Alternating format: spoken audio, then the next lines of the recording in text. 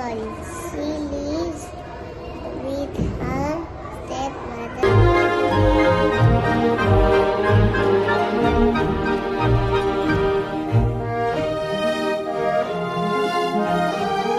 One day, Nayon was sleeping under a tree. Mouse came and jumped on the Nayon.